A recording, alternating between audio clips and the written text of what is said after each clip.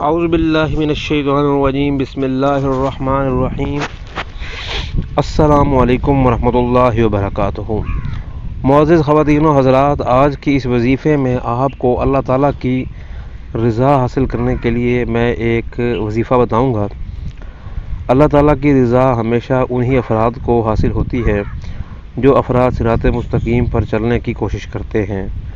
اور دوسری اہم بات یہ ہے کہ اگر آپ دنیا کی اور آخرت کی کامیابیاں چاہتے ہیں تو آپ ہر وہ کام کریں جو اللہ تعالیٰ نے ہمیں کرنے کو کہا ہے، اور ہر اس کام سے پرہیز اور کنارہ کریں جن سے ہمیں اللہ تعالیٰ نے منع فرمایا ہے۔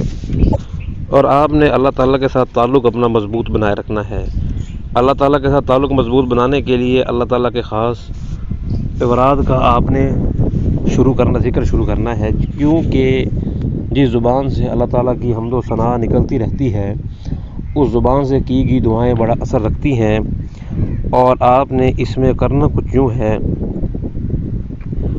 کہ سورہ یاسین کی آیت نمبر 58 کو آپ نے صبح و شام، سورۃ یاسین کی آیت نمبر 58 کو آپ نے صبح و شام کم سے کم 313 مرتبہ پڑھ کے اپنے اوپر دم کر لینا ہے۔